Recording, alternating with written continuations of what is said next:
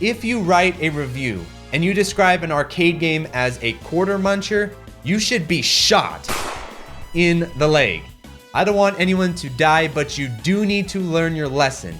And that lesson is that these supposed quarter munchers are actually foundational to video game design.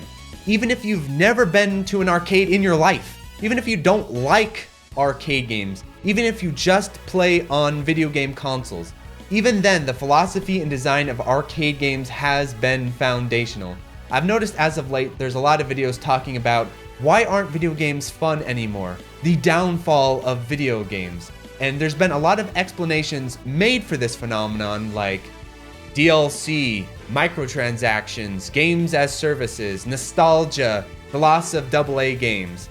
All pretty important explanations, but the one that I think is most important and that is left out of the conversation is the loss of the arcade video game model, because the arcade allowed certain things to happen in video game design that just simply do not happen anymore. And I think as time has gone on, we're starting to feel the void of the arcades more and more. So that is the lesson of today's video.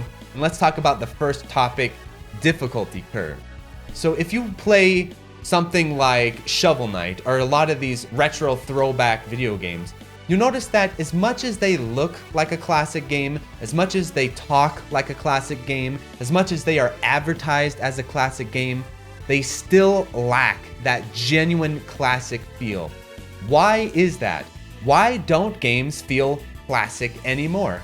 And you'll have some people kind of sugarcoat this as, well, video games becoming more accessible and video games becoming more wise, and this is actually a good thing.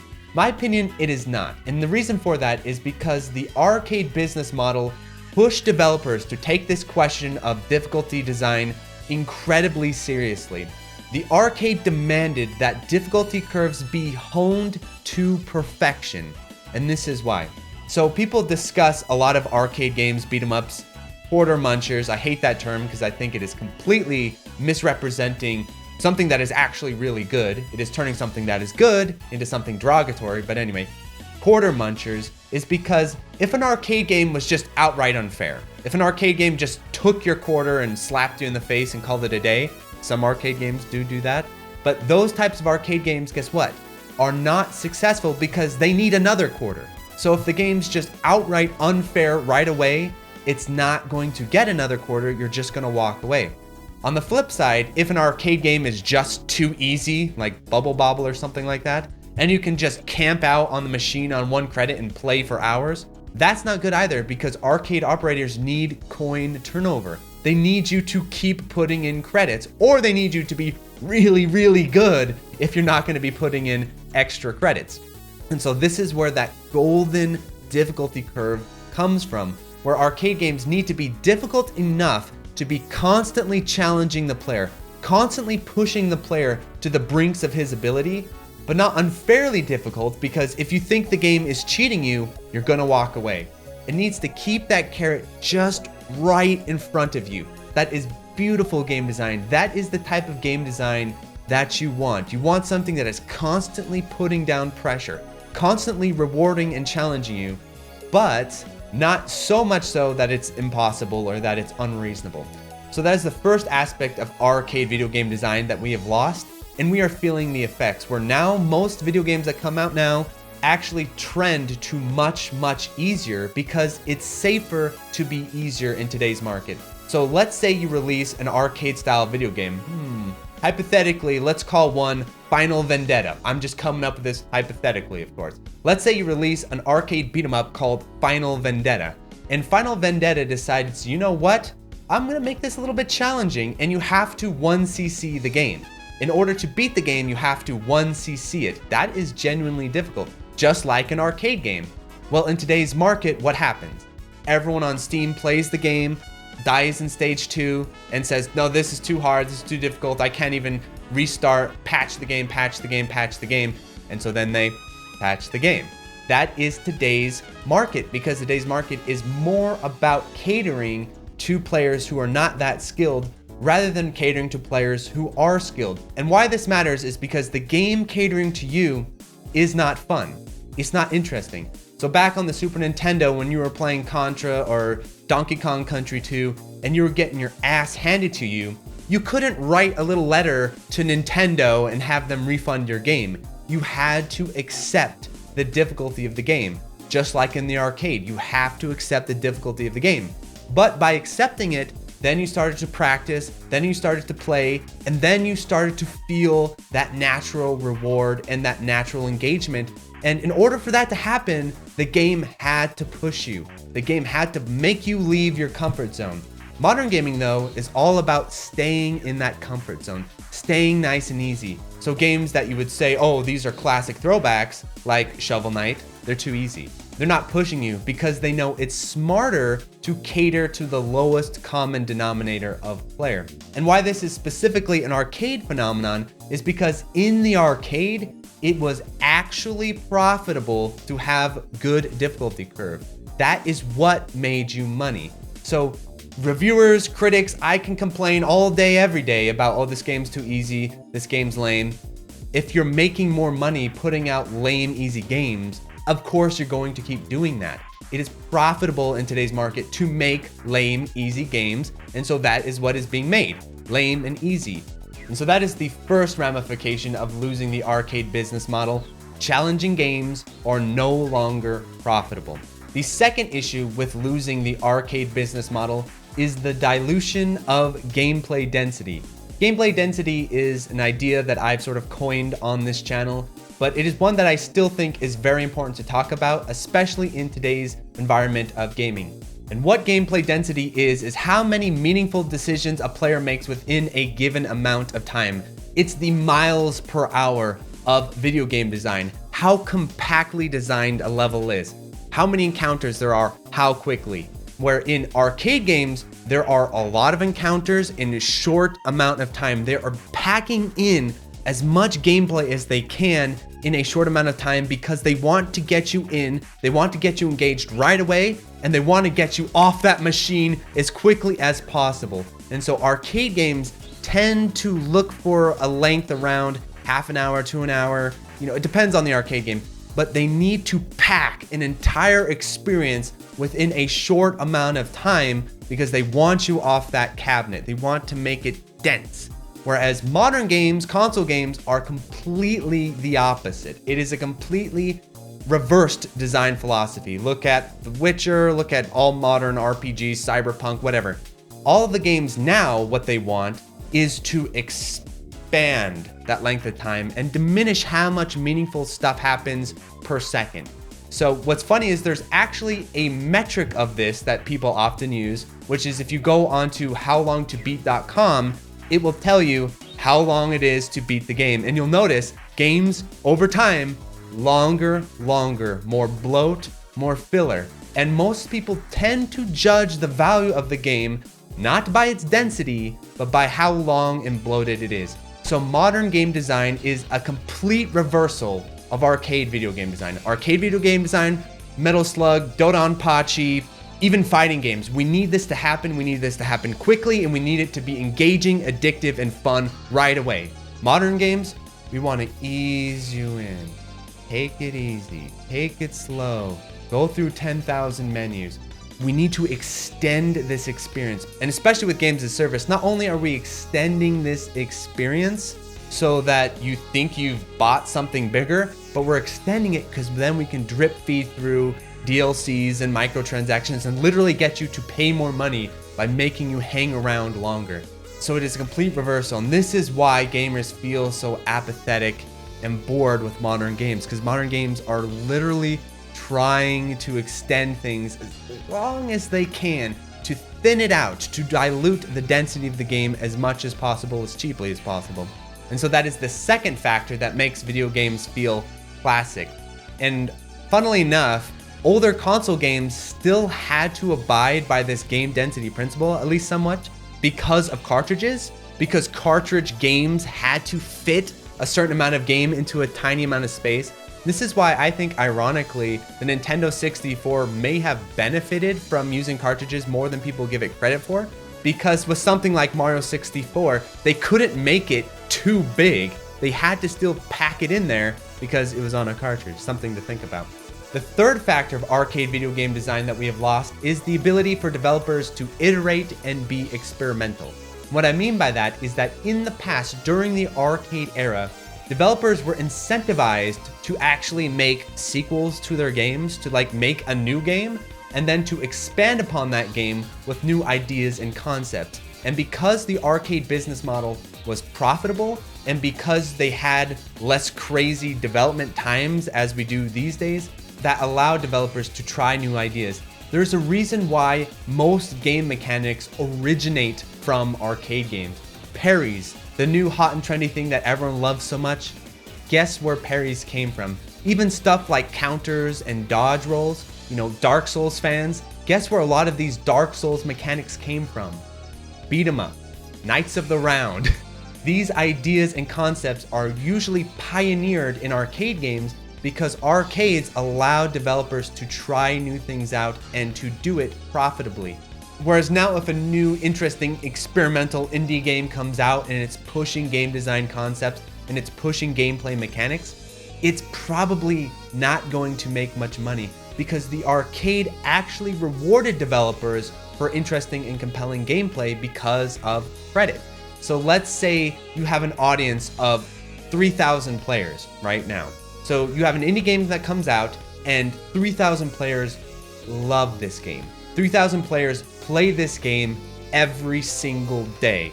With that game, it really doesn't matter if your players play your game 10,000 hours or if they play it 100 hours. As long as you get the sale, it all washes out to be the same. And so most games now with their mechanics and design, they're just aiming for the biggest consensus, the biggest audience. So something like Hyper Demon, that's gonna put off the average player who's not going to want to engage with that, that is going to make less money.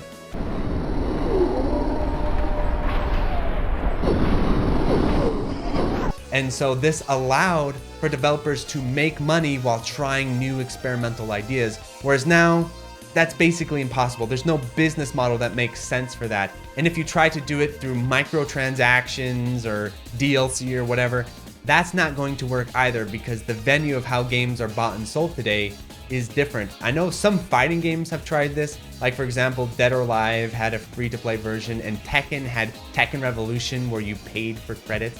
And that, you know, was kind of interesting, but that business model just doesn't really work these days anymore. So the fourth factor with the loss of the arcade is the decline of the importance and prevalence of scoring systems. And why scoring systems matter is because they allow for single player games to become competitive games. Even though you're not playing with someone at that time, you are still competing with someone else's performance. And so it allows the developers to create more interesting strategies and meta and reward system for the single player gameplay. And the funny thing is that as video games have abandoned the scoring system, it's not like this need has disappeared. In fact, this need has just been supplanted by speedrunning. And so a lot of speedrunners, you see speedrunning videos, Carl Jobs and all that, when they talk about the history of speedrunning, they kind of view speedrunning as like this evolution of scoring, as like, okay, there was scoring in the primordial days, and then the magic of speedrunning came along and it was so much better that scoring went away. Competitive gaming in the 80s was restricted entirely to high scores. You did what the game told you to do, and you didn't stray from the core premise. If the game had a score counter, you tried to make it as large as possible.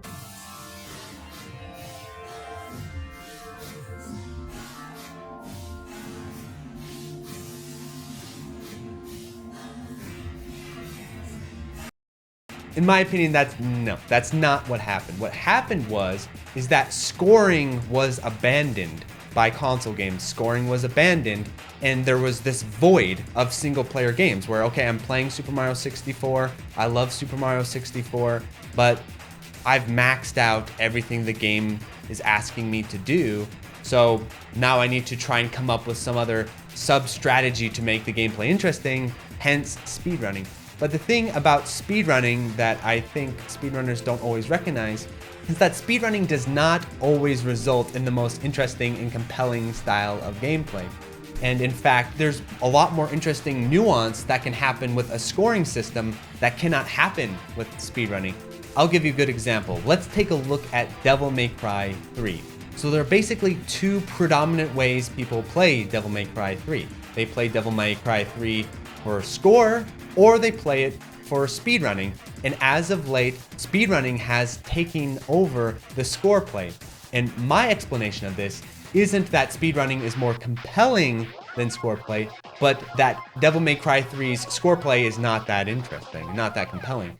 Because what would be really interesting, what I would like to see, is if Devil May Cry had a really legitimate scoring system that rewarded both speed and comboing. So that you combo things, but the more quickly and efficiently you combo things, you'd be rewarded for that as well. So you take into account both factors. You're playing fast, you're trying to get through the game quickly, density, but you're also trying to be stylish and do combos and play the game at an elevated level. So if the scoring system managed to hit both factors, it could meld together these two sides of Devil May Cry. It could meld together the speedrunners with the score play. But because Devil May Cry's score play is stupid and lame, and it's just about throwing someone in the air and doing a bunch of unnecessary moves, people got bored of that and have swapped over to speedrunning. But the problem with Devil May Cry speedrunning is it's not that much more interesting either, because you just use the same quick DPS damaging moves as quickly as possible. Whereas when you look at games with really good scoring systems, you know, most of these are going to be shmups, because shmups are the most refined games when it comes to scoring systems.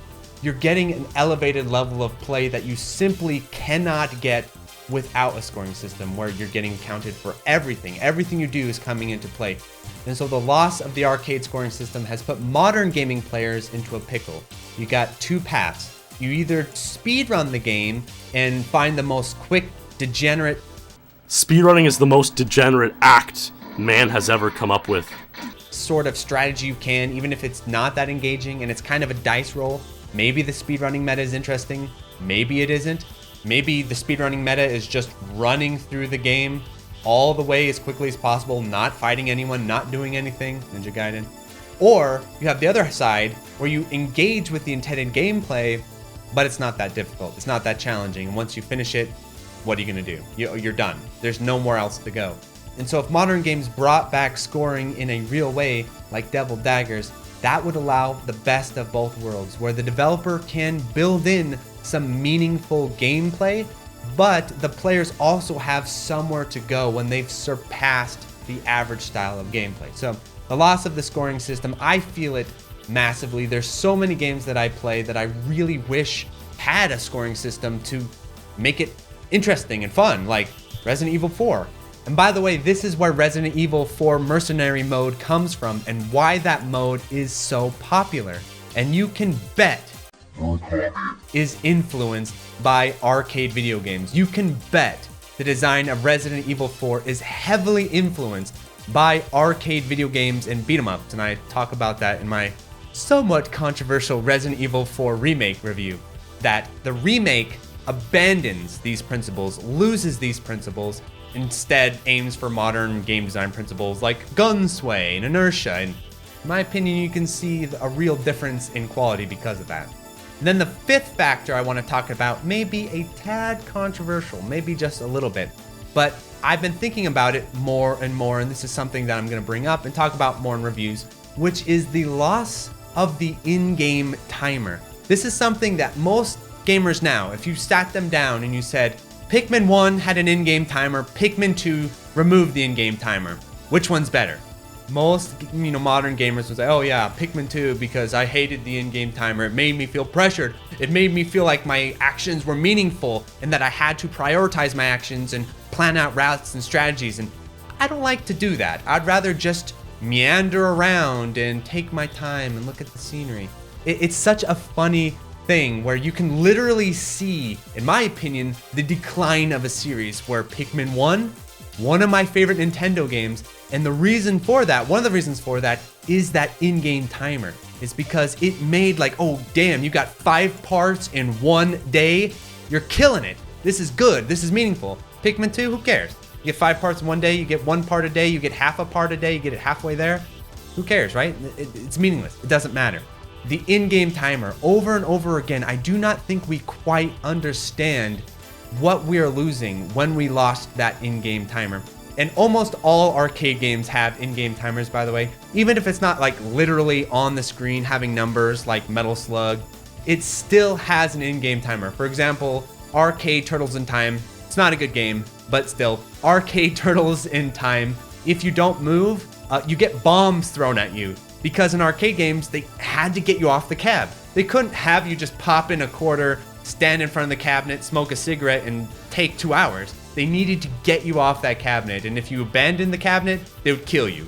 So, in-game timers. The loss of them is felt in a lot of small ways that I don't think players quite realize. For example, let's talk about Devil May Cry 3 versus Spike Out. Now, if you ask game journalists and gaming world at large, and I do like Devil May Cry 3, I'm just bringing it up as a good example. Most people would say Spike Out's stupid, Devil May Cry 3 is the greatest thing ever. I like Devil May Cry 3 a lot, but you can feel the loss of the timer in that game because no matter how difficult you make Devil May Cry games these days, and they do try to compensate this with like locked in arenas and stuff like that, but even then, there's just this ability you have with modern action games, Ninja Gaiden as well, it's not just Devil May Cry, to slowly walk your way through the game. If you're patient enough, you can win. So if people ask you, oh, how do you beat this level? Just slow walk it. Just take your time. Split the enemies up. Beat them one at a time, slowly and surely. A really obvious example of this is there is this no damaged clear of Ninja Gaiden 2. And congrats to the guy. He did it. And the way he did it, you know, when you hear no damage Ninja Gaiden 2, what do you think? I of course think like he's doing combos, he's like fighting everyone all at once, and his gameplay's perfect, pristine. He blocks counters and he's doing everything just perfectly. Or he runs away and charges and UT spams his way through the game and it takes hours upon hours. That is what you can do because there's no in-game timer. And you can do that in any action game to this day. They try to limit it, but without a timer, it's pretty hard to limit. Whereas with Spike Out, on the other hand, I found out, okay, so there's this strategy you can use in Spike Out to split the enemies up. I called it matadoring, where you run away and then you turn to the side, and as they jump past you, and then you can separate them out that way. And you'll see great players doing this. And so I thought, okay, I've solved Spike Out. We can just matador our way through this game, no problem. Except the timer. The timer catches up with you because it takes time to matador and separate out the enemies. And by the time you do that, you're out of time and you die. So you can't do that strategy over excessively. You have to engage, you have to force the encounter, you have to play the game what I would call a little bit more straight up. And that's the thing about modern action games that really bothers me these days, is that modern action games, there's really no incentive to play them straight up other than your own pride, and other than your own like, I will play stylish and cool because I want to. But if you don't want to, you don't have to. And if you don't care about the little ranks at the end of the level, who cares? I talked about the importance of scoring system for incentivizing play, but I also feel that scoring systems are not enough. You still need the survival gameplay to force the player, to push the player to engage, to interact. And without timers, I think modern action games have really suffered. And the funny thing is that console games sort of inherited this design philosophy at first. So if you go back and you play Super Mario Bros. On your Nintendo, guess what's up in the corner? A timer, because it's inheriting that from arcade video game design. But then Nintendo sat around and they thought, okay, wait, we don't actually need a timer because we don't care if you sit on your cartridge for 12 hours or 24 hours or leave the Nintendo running overnight. Who cares? You bought the game. That's all we need. We don't need that gameplay turnover thing like they do in arcades. And you know, it's kind of uncomfortable and pressures players and they just want to take their sweet time and what's it matter? So you look at later Super Mario games, what timer? There's no timer anymore. Later console games, no timer. Modern indie throwback games that are supposedly bringing back that classic era, if it's classic, where's the timer? The timer is what makes the player play. Even if it's not literally a timer in the screen, there's some mechanic pushing the player forward. Go, go. And the worst part is like in modern beat 'em ups, it's egregious what you can get away with because there's no timer. And so there are probably many more factors of arcade video game design that we have lost that have impacted overall game design, even if you aren't making arcade games. But these are the ones that stand out to me. And these are the ones I think if you're trying to really give your game that classic feel, you should be paying attention to. I think they're much more important than, oh, it has 16-bit graphics and chiptunes. You know, there are games that don't have 16-bit graphics or chiptunes that are still much more arcade-like for example, Ghosts and Goblins Resurrection. Then there are games who look exactly like an arcade game, but are not even close in terms of the overall design. So I hope you all enjoyed this video. Please like, subscribe, tell all your friends. Adios, everyone. So thank you to the $5 patrons, 100, Accepting Panda, Admiral Coconut, Anhold, Alexander Pfeiffer, Anthony A, Arcade Hell, Arrow Viper, Auto-Named, Beam Pit, Bo, Ben, Beetle Dames, Bog Hog, Chase Palumbo, Chris Yusufovich, Christopher Freeze, Chronic Burnout 3, Clara Cliff, Climby Coyote, Coast, Colorboy, Cooksand 666, Cook Some Soup, Des Audio, Dan Chi, Darren Griffin, Dave Hansen, David Crespo, Delta Tango 6, Dick Jones, Dingo, Disco Stas Leia, DJ 420, Praise It, Dr. Bosky, Elias Alonso, Evan Serafet, FCK, F Deluxe, Friskin, Frames Per Human, Francisco, Full Set, Game Boy Guru, Geese Machine, GPM, Hausu, Jake Ryan, JLab, JB RPG, Jing Hans, John Kelly, George Sand, K Horse, K2, Contain, Praise the Boys, Low Casting, Meshpa, Malaise, Mars Bar, Matt O'Leary, Maz, Megadeth 859, Minung, Munro, Nathaniel Davis, Neon Dagger Games, Oklo Kugels, Pedro Perez, Psycho Blizzard, Queen Charlene, Raul, Real Skeen, Retro Schmupper, Riff Mason, Rolf015, Scanline City, Seesaw FW, Shazzy, Shmup Junkie, Sarah Pong, Spiders STG, Steve Fiction, Street Magic, Super Funk, SW1335, Tamzarian, Vikero Mucho, Taze, The Boot Rex, The Dirty Screech, The N1, The Old Bensta, Toho Rizardi, TRM, Sugumo, 2YU, Twilight EX, Unikoi Roots, Ursula, Ushi Mushi, Vic Viper, Beautiful, Wabby Legs, Yosef, Zachary Patton, and Zeal. Thanks so much.